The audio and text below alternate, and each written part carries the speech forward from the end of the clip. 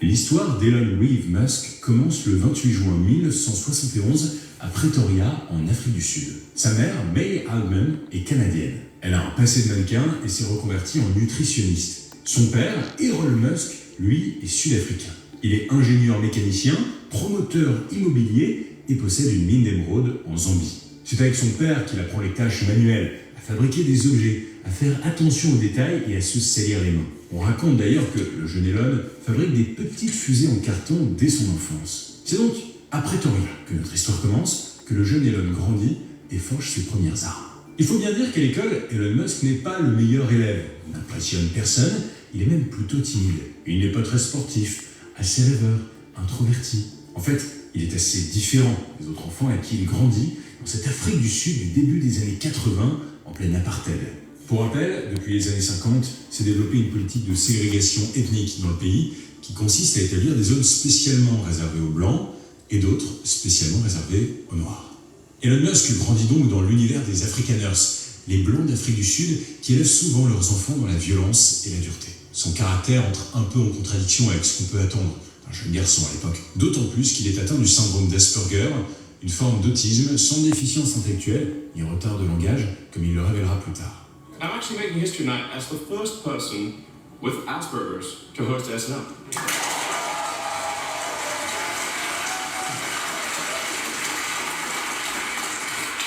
Or at least the first to admit it. Est-ce que ça annonce? Allô tout le monde! Bon mercredi! Ça va bien? Le jeune Elon lit beaucoup. Et c'est en se plongeant dans des univers loin de son quotidien qu'il se sent vraiment à sa place. Il lit des BD sur l'espace ou des livres comme Le Seigneur des Anneaux par exemple. Elon rêve d'ailleurs, de partir loin, très loin. Mais il y a bien une personne avec qui il a passé du temps, c'est son petit frère, d'un an de moins, Kimball Musk. Les deux petits gars sont assez fusionnels, ils se comprennent, ont à peu près les mêmes envies. Il y a aussi Tosca, la petite dernière, née en 1974, qui vient souvent jouer avec ses grands frères. Ainsi, Elon, Kimball et Tosca grandissent dans une fratrie soudée, jusqu'à ce qu'un événement vienne perturber leur petit équilibre en 1980. Leurs parents divorcent. Les petits partent alors vivre avec leur mère, mais assez vite, Elon, l'aîné de la fratrie, décide de rejoindre Errol, son père, pour vivre avec lui. C'est le début d'une période difficile et étrange de vie commune entre un père et son fils. Étrange, le mot est faible. Elon Musk raconte que chez son père, il subit des violences physiques et psychologiques. Et dans cette lourde atmosphère, son envie de s'en aller se renforce. Il veut partir à l'aventure, découvrir des mondes encore inexplorés. Alors qu'il a 10 ans, Elon se promène avec son père dans un supermarché prétorien. Il déambule, sans trop savoir ce qu'il cherche, et entre, par hasard, dans un magasin de musique. Le petit Elon n'est pas trop intéressé par les disques et par les instruments, mais un tout autre objet, tout au fond de la pièce, retient son attention. Un ordinateur. Elon Musk se souvient encore du modèle, c'est un Commodore VIC-20. Voilà un monde à explorer. Rappelez-vous, nous sommes dans les années 1980. C'est le début de cette nouvelle technologie. Le jeune curieux se tourne vers son père. Il lui faut absolument cet objet. Errol est moyennement chaud. Il ne comprend pas ce qu'un enfant de 10 ans peut bien avoir envie de faire avec un objet pareil et aussi compliqué. Mais après la caprice du jeune Elon, l'ordinateur... Comment ça va? Il faut bien comprendre qu'à l'époque, un ordinateur ressemble à un écran noir avec des lignes de code. Pour l'utiliser, il faut apprendre à coder. Et pour ça, il faut engloutir des milliers de pages de manuels compliqués. Vous devinez la suite, à 10 ans, Elon Musk s'enferme dans sa chambre nuit et jour et entre dans le monde secret de l'informatique. Il est explorateur. À 10 ans, 2 ans plus tard, il en sait suffisamment pour tenter sa chance. Le jeune Musk prend le téléphone de la maison et contacte un magazine informatique. Il veut leur envoyer un programme. Surpris par la voix d'enfant au bout du fil, le responsable du magazine hésite. Il croit d'abord à une blague, mais accepte la proposition. En échange de $500, ah, c'est prêt. 12 ans, envoie son Guys, donnez-moi deux secondes, ok? Donnez-moi quelques secondes, j'arrive, ok? Juste que j'amène mon... Juste que je mange, puis là, il est prêt. Donne-moi 2 minutes, puis je reviens. Si vous voulez revenir dans 2 minutes, vous pouvez, là. Bon. Fait que là... Ok. Ah, si, c'est vrai. Mais ça... À 10 ans, quand même, hein? Comment ça, t'étais intéressé à... tout ce qui est ordinateur, puis tout, my God. À 10 ans.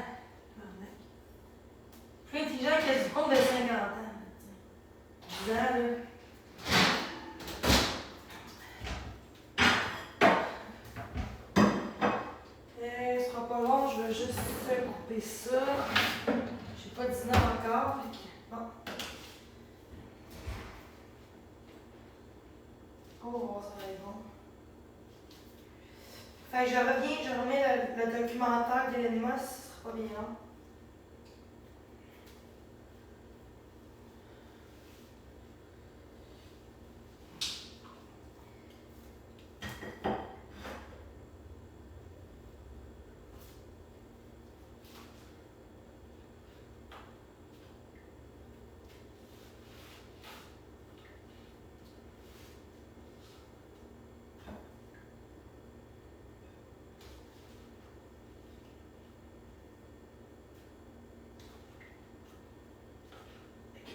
J'arrive.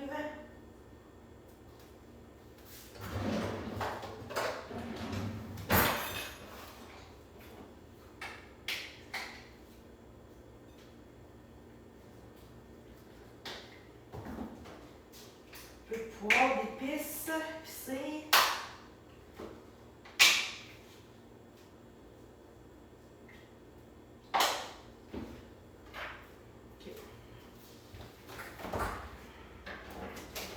Bon, j'arrive.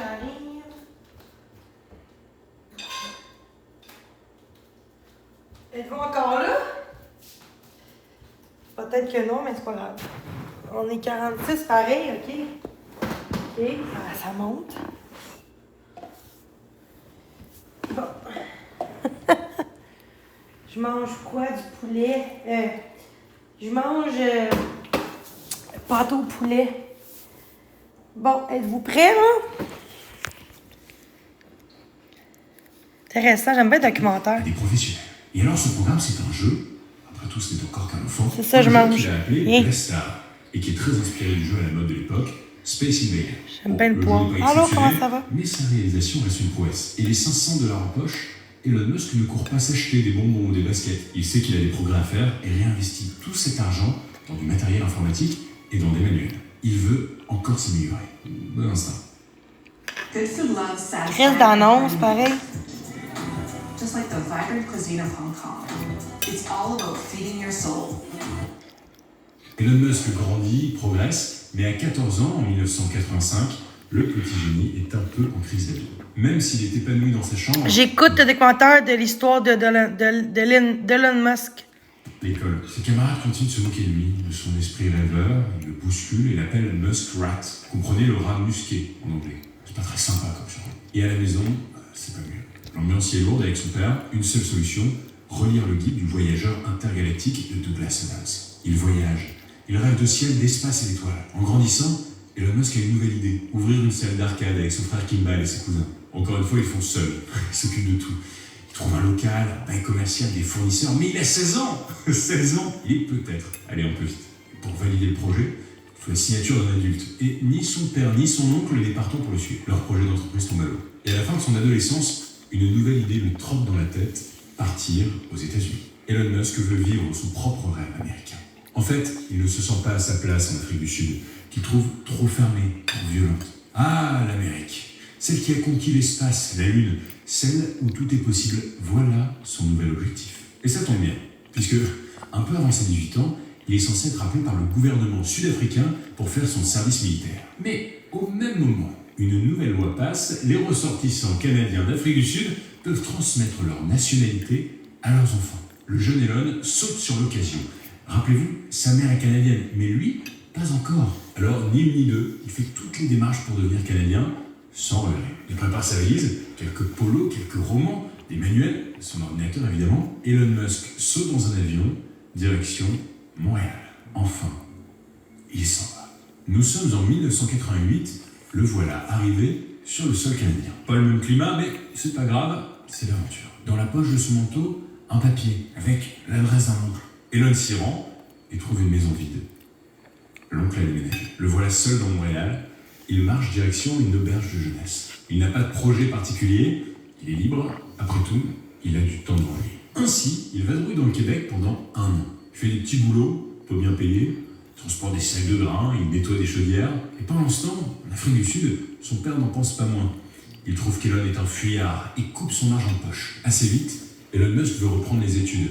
Après une année de césure et de balade, il quitte Montréal pour Kingston, direction l'université de Queens. Il y étudie pendant 3 ans, et en parallèle, il commence à travailler dans le domaine de l'informatique pour payer ses études. Il aime cette période. En plus, Kimball, son frère, l'a rejoint au Canada pour étudier. Nous arrivons en 1992. Elon Musk a fini ses 3 ans d'études et veut désormais pleinement vivre son rêve américain. Alors, il refait sa valise et part vers l'université de Pennsylvanie pour étudier la physique et l'économie pendant 3 ans encore. Pendant ses études aux États-Unis, Musk a bien changé. Alors, comment ça? Maintenant, il est plus à l'aise, il est bon élève et a des amis. En 1995, après 3 années en Pennsylvanie bien réussies, Elon Musk obtient une bourse pour entamer un doctorat en physique énergétique à la prestigieuse université de Stanford, au sud de San Francisco. Une belle aventure l'attend. Rendez-vous compte, c'est l'une des meilleures universités au monde. Elon Musk fait donc sa rentrée à Stanford, il y retourne le lendemain, et c'est tout. C'est tout, il n'y sera resté que 2 jours. Il le sent, quelque chose de grand se prépare. Il a un rêve secret, utiliser l'explosion d'Internet pour monter sa première entreprise. Nous sommes en 1995, Elon Musk débarque dans le monde des affaires, et il en est convaincu, Internet va changer le monde.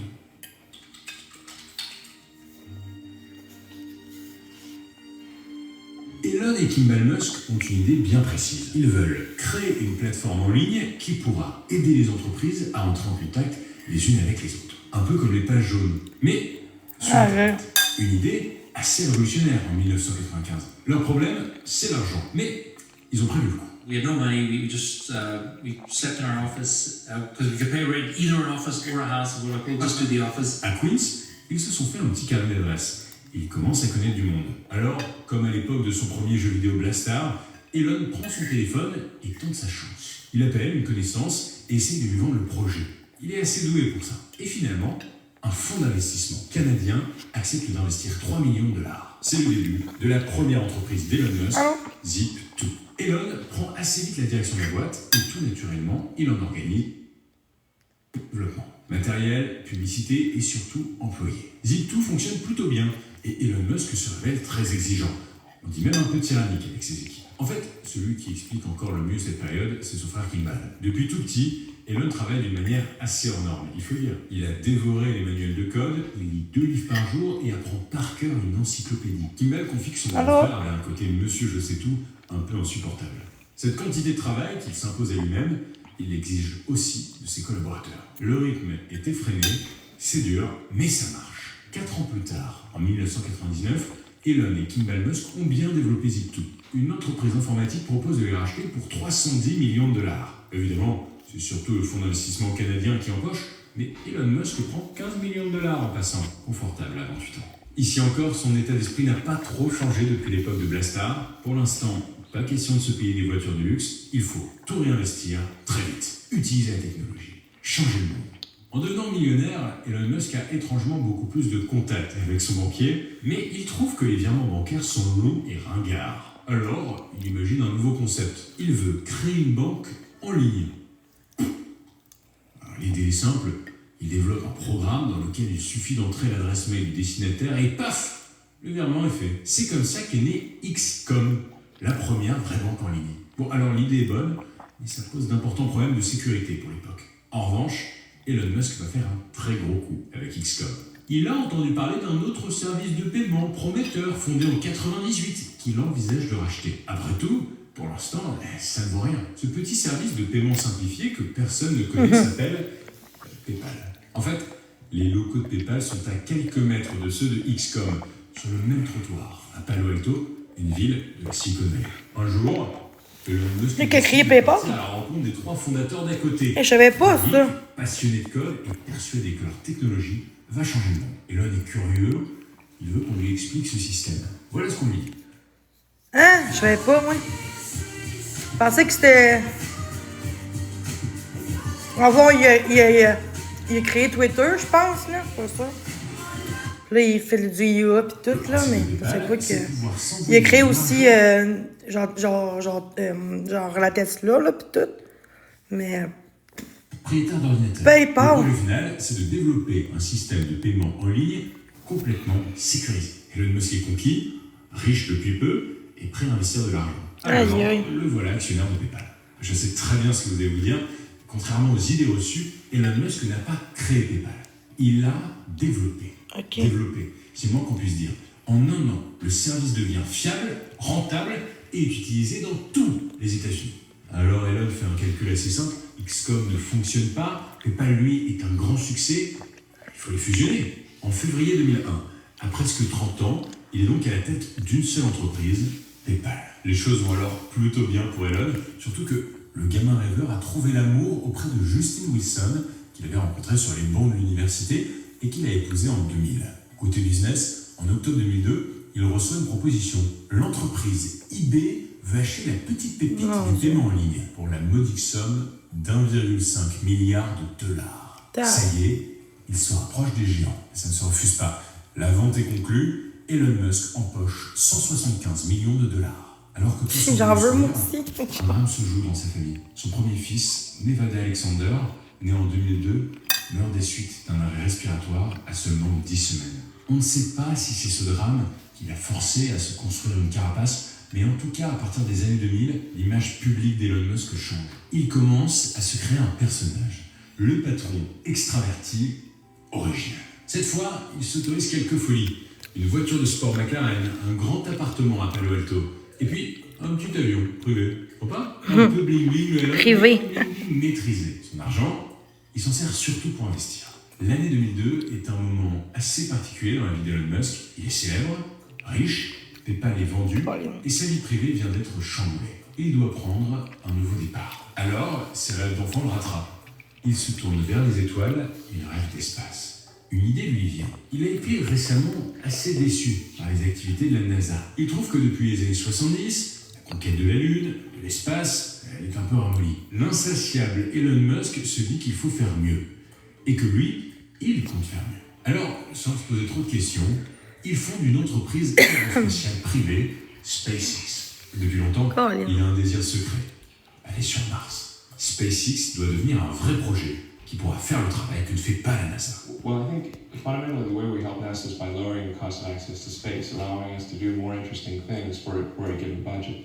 In fact, I think what we're doing is critical to the future of NASA. Il pense par étapes. Il faut construire un lanceur qui puisse envoyer des vols habités, réussir à mettre les fusées sur orbite et à terme rejoindre Mars. Avec le projet SpaceX, Elon Musk entre dans une autre dimension.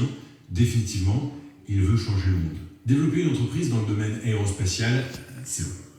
Très long. Donc en attendant, Elon Musk décide d'investir un peu d'argent dans le capital d'une autre entreprise. Une entreprise qui fabrique des voitures électriques haut de gamme. Tesla. Ça s'appelle Tesla. Je sais ce que vous allez vous dire. Encore une fois, non, il n'a pas créé Tesla. Il a juste intégré l'aventure en 2004. Pour lui, la voiture électrique est vouée à un grand avenir. Donc, il investit directement 50 millions de dollars. En 2004, il apprend en plus un heureux événement, enfin, 2 heureux événements. Il vient d'avoir des jumeaux avec Justine, Griffin et Xavier. Donc, autour de 2005, Elon Musk prend beaucoup d'importance. Il veut devenir l'entrepreneur du futur, découvrir d'autres planètes, libérer les humains des hydrocarbures. Il veut devenir un super-héros, quoi. Un peu comme les personnages de son enfance. Je crois que lorsque j'étais petit, je me disais, si tu peux devenir un sorcier, ça peut être super cool. Mais ce n'est pas vraiment possible dans la vraie vie. Alors je crois que la chose la plus proche de ça, c'est d'être ingénieur. Is engineering. Mais avant, en 2006, Justine lui annonce non pas 1, ni 2, mais 3 heureux événements. Elon Musk devient cette fois papa de triplés, 3 garçons encore. Kyle, Saxon et Damien. Un super-héros. À partir de 2007, Elon Musk commence à jouer avec cette image. Dans les médias, on le compare à Tony Stark, a.k.a. Iron Man, ce super-héros milliardaire. D'ailleurs, Elon Musk va même rencontrer Tony Stark en personne, enfin, Robert Downey Jr. En 2007, l'acteur américain prépare son rôle pour incarner le prochain Iron Man. Curieux, il se rend aux locaux de SpaceX pour découvrir cette mystérieuse usine. Il est accueilli par Elon Musk lui-même, qui lui fait visiter les lieux. Il y découvre la fabrication des fusées Falcon, avec des machines futuristes. On est presque dans Star Wars. Cette rencontre renforce la proximité entre l'image d'Elon Musk et celle de Tony Stark, à tel point qu'Elon Musk remplacer l'humain avec l'IA, mais ouais. Un film Iron Man.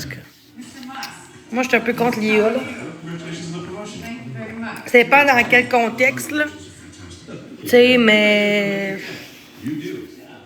Non, je suis contre ça. Chez Elon Musk vit le rêve américain En 2008, les affaires le rattrapent. La crise des subprimes commence. L'économie américaine s'effondre. Et Elon Musk frémit. Il s'enferme. Il ne veut plus parler à personne et divorce de Justin Wilson. En fait, Tesla ne marche pas très bien. À l'époque, seul un modèle existe, c'est le Roadster, et il se vend très mal. Il faut dire quand même qu'il coûte $1 million le bazar. 1 million? C'est pas la joie non plus. Tabarnouche. La Falcon 1 ne fait qu'essuyer des échecs. Crétin va payer les millions de dollars, c'est pas un achat. Lancement raté. Il n'a presque plus d'argent et bientôt la clé sous la porte. Au fond, il ne lui reste qu'une chance. Elon Musk organise une 4e et dernière tentative de lancement de Falcon 1 en orbite. Le peuple américain médusé se réunit pour observer l'événement. 3, 2, 1, Falcon 1 décolle.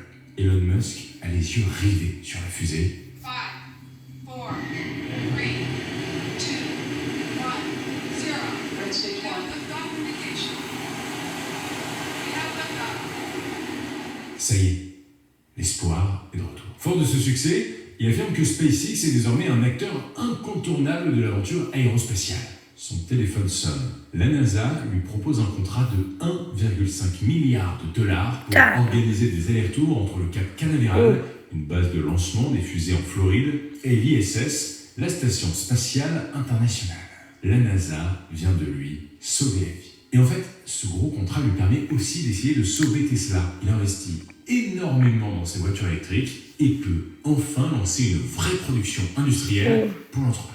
Surtout, il peut développer un nouveau modèle de voiture plus abordable que le Roadster et qui va devenir le classique de la marque, la Tesla Model S. Côté marketing, il joue sur l'ambiance futuriste. Pas de concession Tesla, on achète plutôt en ligne et les voitures doivent souvent être mises à jour. En gros, pour avoir accès aux nouvelles fonctionnalités de la voiture, il suffit de lancer la mise à jour et paf, le lendemain matin, vous avez plein de surprises. Entre 2009 et 2012, il s'investit corps et âme dans les affaires, même si entre-temps, il épouse l'actrice Tallulah Riley. En 2012, c'est officiel, SpaceX ravitaille l'ISS, Tesla est entré en bourse, Elon Musk est l'un des hommes les plus puissants du monde. Aïe. À cette date, le magazine Forbes estime sa fortune à 2 milliards de dollars. Plus riche que Trump, je pense. Tesla est à l'origine de sa richesse. Si l'action Tesla chute, sa fortune, composée d'actions Tesla, chute aussi. Malgré ses succès, Elon Musk n'est pas encore complètement reconnu dans le monde des affaires.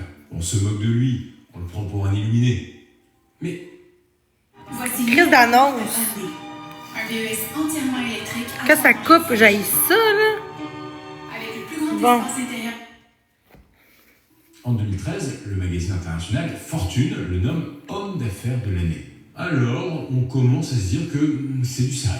Il développe en parallèle d'autres projets comme Hyperloop, un train subsonique qui permettrait de voyager dans des capsules à 1000 km/h. Évidemment, encore aujourd'hui, ça reste au stade de projet. Il s'intéresse aussi à l'intelligence artificielle en créant en 2015 le centre OpenAI. Alors, pour info, Elon Musk défend le développement de l'intelligence artificielle à condition qu'elle ne sorte pas du contrôle humain. Il parle souvent d'un futur apocalyptique dans lequel les machines se retourneront. Tant que ça contrôle pas. Il n'a pas oublié ses lectures d'enfance.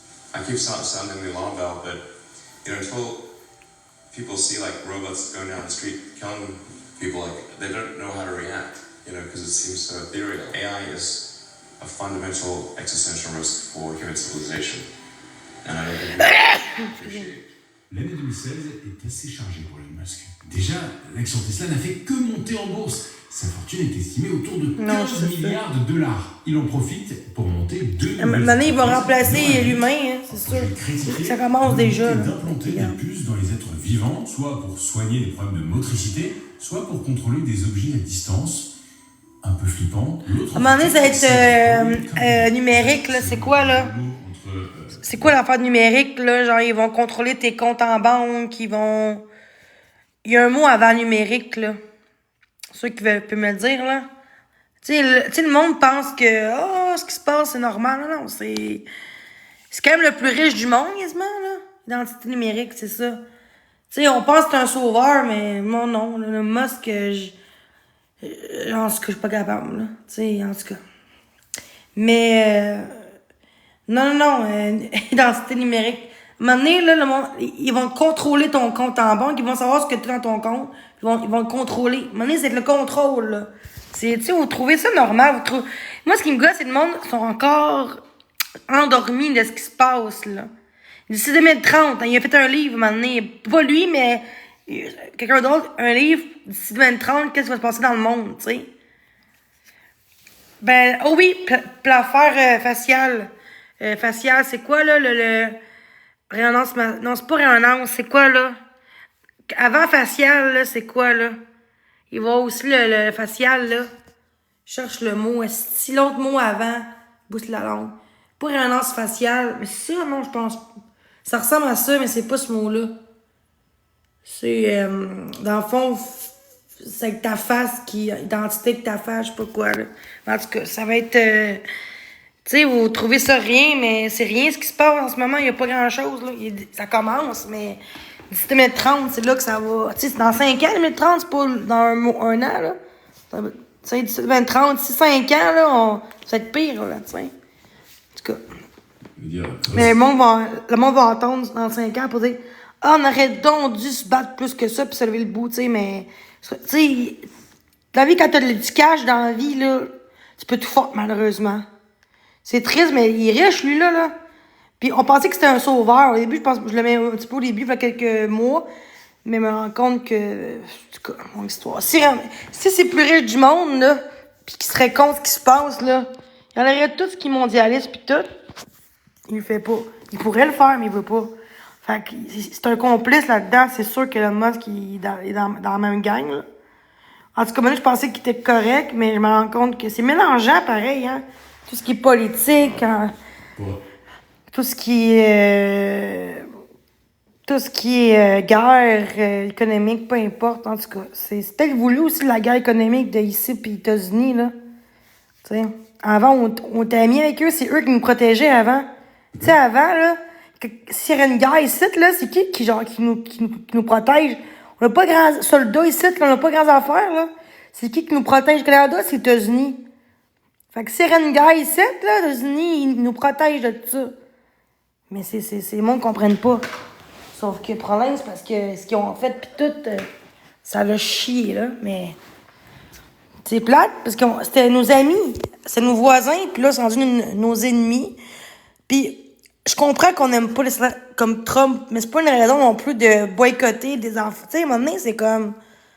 Chris, ça fait longtemps. En tout cas, je trouve que si tu manges de quoi qui vient des États-Unis, qu'est-ce que ça te fait? Puis le monde chiale, mais le McDo, ça vient de où? C'est mondial. Il y a un restaurant qui vient des États-Unis, on mange pareil, c'est quoi déjà? Tu sais, mais McDonald's, je pense, ça vient des États-Unis, je pense. Ça se peut-tu? Ça vient de où, McDonald's, des États-Unis? Mais c'est partout dans le monde, là, parce que c'est mondial, là. Mais... Ouais, mais ce qui se passe, c'est une guerre civile, là. Je veux dire, c'est pas une guerre comme avec des guns, là, pis... Tu sais, c'est pas ça vraiment qui se passe. C'est tellement subtil que le monde se rend pas compte. Mais dans l'air, des nuages, tu sais, on voit toutes des affaires, mais vous vous dites que, hey, il me semble que, il y a 15 ans, là, c'était pas de même, là, le ciel était pas aussi embrouillé que ça, là. Tu sais, oui, il fait beau, mais il y a beaucoup de, en tout cas, brouillard, pis de, tu sais, pis avant, il y avait beaucoup plus de, souvent, c'est pas subtil. Dans le sens, non, mais, il y en a qui trouvent que c'est rien, là. Ben, moi, je trouve que les affaires qui se passent pareil, là. Hein? Côté vaccin, on n'en parle pas de l'effet secondaire. J'ai eu 2 doses en pensant, je suis pas complotiste, puis même je le serais. J'ai mis de complotiste que... puis Musk, je l'aime d'un côté parce que lui, il compte les vaccins COVID. Ça, je l'aime pour ça parce que, oui, moi, c'est un peu intense, là, maintenant, là, tu sais. Même pas 6 mois, le vaccin, il sort, puis même si c'est une pandémie qu'ils disent, là. Ils ont fait peur aux gens parce que s'ils diraient c'est comme une grippe, le monde dirait pas, OK, il va vacciner, là. Après ça, le monde, ils veulent plus vacciner. Le monde, c'est comme, voilà, j'ai eu du vaccin, puis je suis encore malade pareil. Tu sais, ça change rien, là. C'est pas comme les anciens vaccins comme avant, là, tu sais, pour la grippe. C'était pas dangereux, là, les vaccins pour la grippe. C'était moins pire, là. Ils ont mis des affaires dedans, du graphène, puis tout dans le vaccin, là. Puis il y en a qui ont pas eu il y en a qui ont eu de l'eau saline, tu sais, fait que c'est pas tout le monde, tu sais. Puis il y a une fille qui a dit, une fille qui a dit, moi, j'ai payé 2000$ pour 1000$ par vaccin pour avoir un faux vaccin. Hey, quand j'ai dit ça, je suis comme, est-ce que c'est grave, là? Il y a une fille que je connais sur TikTok, elle a dit, Moi, puis plein de monde, on a payé 1000$ par vaccin pour faire semblant d'être vacciné pour avoir un pass vaccinal. Fait que la personne, genre, te vaccine pas vraiment, tu sais. C'est pas vrai, ou après un faux, genre. Fait que là, vu que t'as payé, ben, t'as pas le vrai passeport, mais le monde s'en fout pas parce que t'as un passeport pareil. Vous trouvez ça normal, vous? Si vraiment ça serait vrai, tout ça, puis il y a des infirmières, là, elle a dit que sa mère est infirmière, là. Puis elle a dit, ah oui, moi, je crois pas au vaccin comme ça, c'est, tu sais. Mais le monde trouve ça normal, tu sais, c'est comme, ah, moi, j'ai rien eu. OK, parce que t'as rien eu dans ta calice de vie, t'as pas eu de rien, que t'as rien. Des fois, ça prend 5 ans, 10 ans après, avant que t'aies des effets. Peut-être que ça prend 2 ans, 1 an, 3 ans. Ça a pris moi presque 1 an, moi. 6 mois, 1 an, puis je commençais à m'enfiler. Mais je veux dire, c'est pas tout le monde qu'il y en a que c'est tout de suite, mais souvent, c'est plus à long terme. Parce qu'on sait pas à long terme ce que le vaccin peut causer. Puis il y a des preuves de ça, mais le monde trouve ça. Le monde s'en fout. Chris, pas juste, tu sais, c'est comme hémocardie, crise de cœur, AVC, paralysie, bronze, tout ce qui est neurologique, crise cardiaque, souvent, c'est ça, là. Des caillots pis tout, c'est comme, OK, mais oui, on a eu ça avant. Dans le passé, on a eu, mais pas autant. Tandis que des enfants, genre, qui sont malades, il y en a qui, dans le cours d'école, qui tombent en terre, sont en forme, puis crise de cœur, puis le vaccin. Arrêtez de dire que, oh, moi, j'ai rien eu. Peut-être que t'as rien eu, peut-être que t'as pas eu le poison, ça se peut, parce que si tout le monde avait le poison, tout le monde serait mort après l'autre à l'hôpital, tout le monde serait mort. Le but, c'est pas que le monde voie leur reste de propagande, en tout cas. Fait qu'est-ce qu'ils font? Ben, il y a des, tu sais, le monde se fait vacciner, puis genre, t'as une chance au commun pour pogner sur, tu sais. C'est pas tout le monde, là. Puis mon beau-père, sa mère, lui, il a eu 3 vaccins, il y a rien. Ma mère, elle a eu 3 vaccins, elle est malade depuis ce temps-là. Moi aussi. Puis mon oncle aussi est malade depuis ce temps-là. Tu vois, c'est pas tout le monde, là, il y en a même que c'est pas grand-chose, puis il y en a qui meurent tout de suite. Au 3e, il meurt.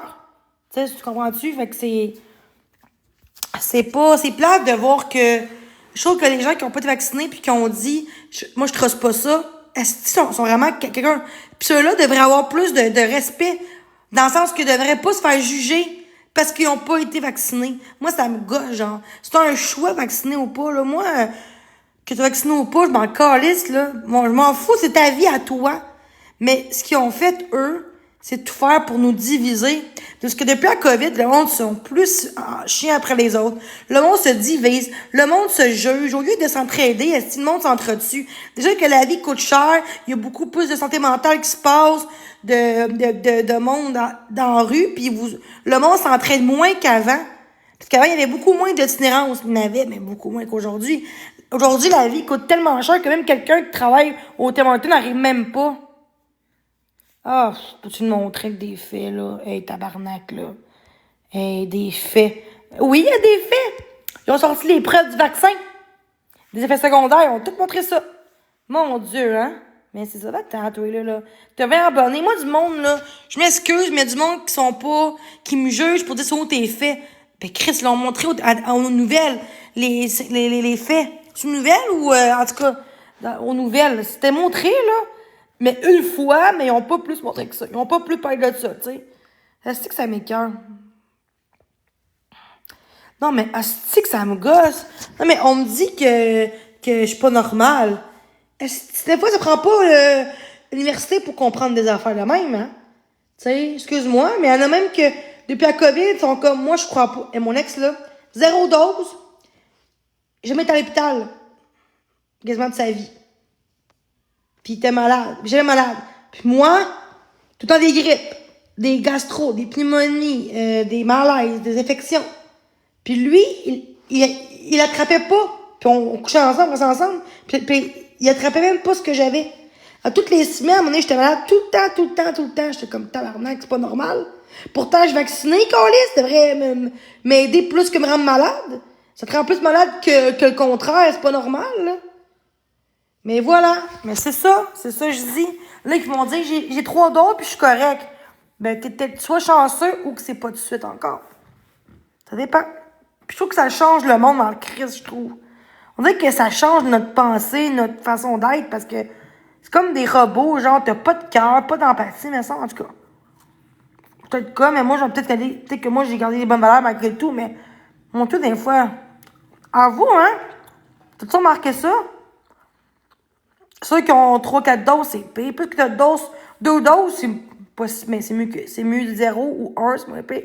Mais 2, c'est pas comme 8, 5, 4, là. Mais, j'ai eu 2 doses en 1 mois de différence. Ça a peut-être pas aidé. La première, ok, le deuxième, j'étais malade, vraiment. Le premier, j'ai eu aucun symptôme. Tu sais, après ça, j'ai eu la fièvre quand j'ai eu. Fait que peut-être que j'ai eu un des deux qui était pas bon. C'était le vrai. Peut-être. En tout cas. Tu sais. Il y en a qui sont pas malades autant, puis il y en a qui se font crise de cœur, là. Je suis comme.